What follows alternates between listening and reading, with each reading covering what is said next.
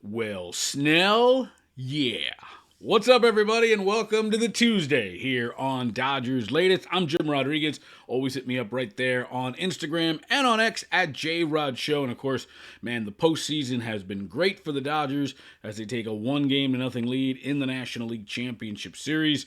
6-1 now in the postseason. They swept the Reds in 2, took 3 out of 4 from Philadelphia and won Game 1.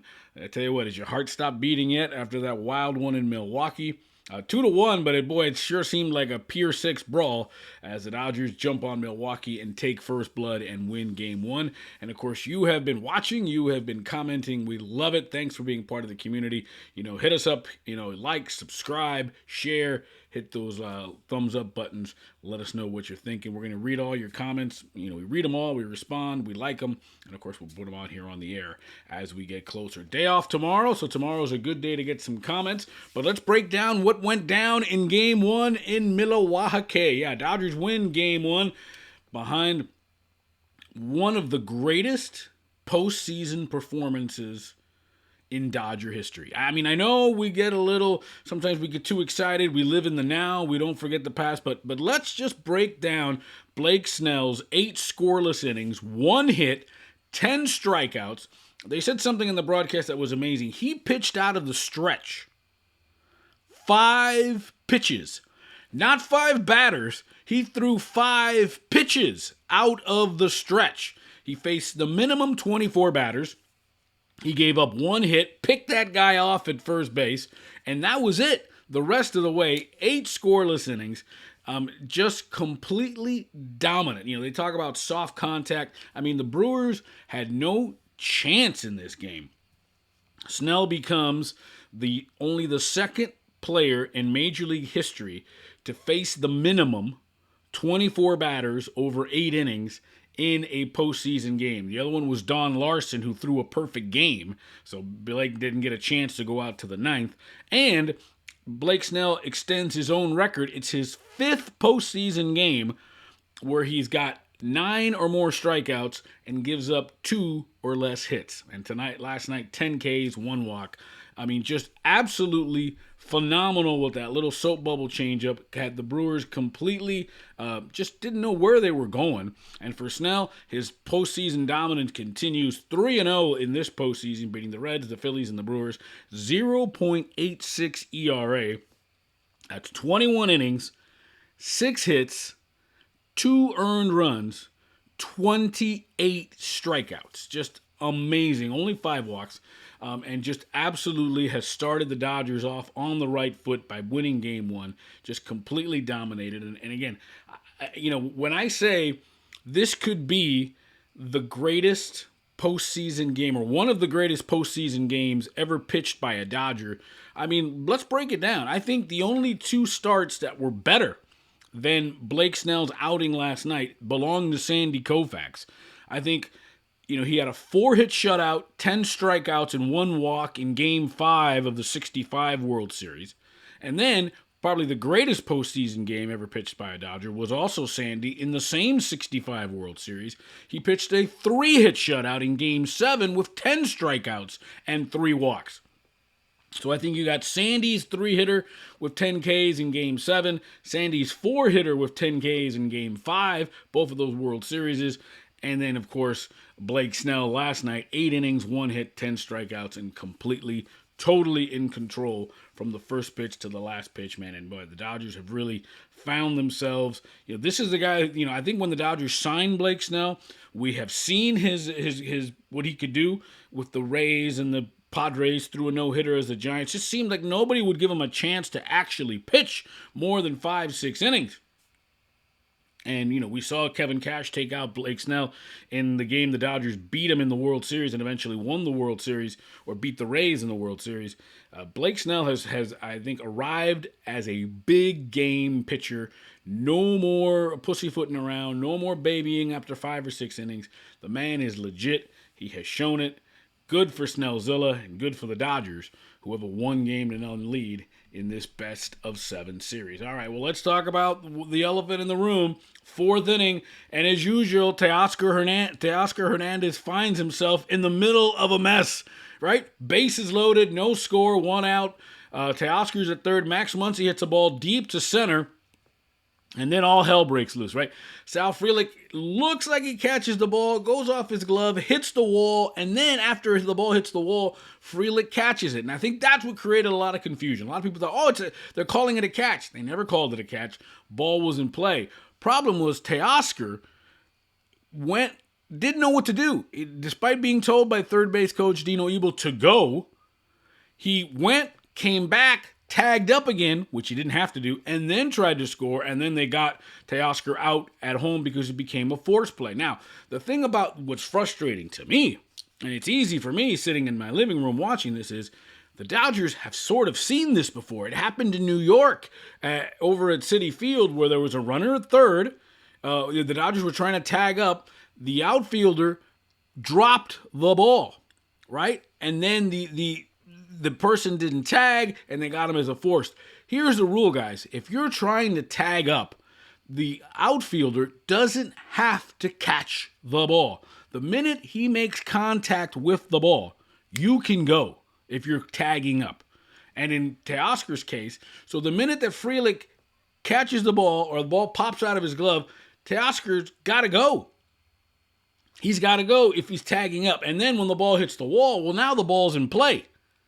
And that's what turned a force play at any base. So the Dodgers need to clean it up. And as usual, Teoscar Hernandez is in the middle of it. We were joking that, after making that error mentally, that he's probably going to go up and hit a 3-run homer. It didn't happen. It turns out it was Freddie Freeman who got the home run.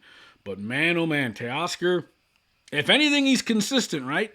He's an adventure in the outfield as a defender. He's an adventure on the bases as a runner, and he's a stone cold killer at the plate. Lonnie Smith, a guy who played in the 80s and 90s, was called Skates because of the way he played the outfield. Looked like he was on roller skates. Well, that's kind of Teoscar Hernandez playing the outfield and running the bases. Come on now, let's clean this up.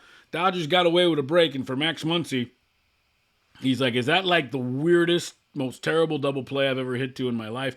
Because again, Teoscar wasn't the only guy I didn't know. Will Smith got doubled off at third because he didn't know where to go either. I think the confusion was the minute it went off of Sal Frelick's glove and hit the wall, then the ball's in play. And then at that point now it becomes it's no different than a ground ball to short or or a base hit to left field. Now it's now becomes force plays. You don't have to make tags if he had caught it clean. So they say it in baseball, man. You watch enough games, you see it all. And, man, we saw it all last night in Game 1. Well, we saw Freddie Freeman kind of snap out of a funk. Got a home run in the 6th inning to get the Dodgers on the board. Broke a scoreless tie for Freddie. It was his first RBI of the 25 postseason. He had been struggling. He had been hitting .217 going into the postseason. But he has hit well against the Brewers in the playoffs, right? He's now 6 for 18. With 4 extra base hits in 5 postseason games now against the Brewers. And they needed it. And, of course, the best part was when that last out happened, when Blake Trinan got Bryce Terang to strike out on a neck-high fastball, you just sort of saw Freddie sort of collapse into Max Muncy jokingly's arm. That was a wild game. But it's good to see Freddie hitting, man. They need him. He was such a big World Series hero last year. A big postseason hero last year. That home run in Game 1 of the World Series ignited Freddie to hit home runs in multiple games. Maybe this will get him going. Dodgers need him. And again, that .217 batting average coming into the postseason, coming into the last night's LCS game, is not Freddie Freeman. So it was good to see him get a couple of knocks and that big home run to put the Dodgers out in front, as it turned out, for good. All right. So Blake Trinan ends up getting the save. Suzuki ends up struggling a little bit. And I will say this. I'm kind of almost glad that Roki Sasaki struggled a little bit. And what I mean by that is he's had all this success. Now let's see what he does when he has a little bit of pressure, right? The big knock on Sasaki is he mentally ready to play? We saw him on the verge of tears after a bad performance in Japan. I think the velocity was down because, remember, he had pitched 3 innings on Thursday. So he was coming back on 3 days rest after pitching 3 very high leverage innings in Game 4 against the Phillies. And again, he's 23 years old, missed most of the season, learning how to be a closer on the job. So maybe that's why, not necessarily the pressure, but maybe that's why just after pitching 3 innings, hadn't pitched that long, in the big leagues, to then come back 3 days later. Maybe that's what ticked down the velocity a little bit.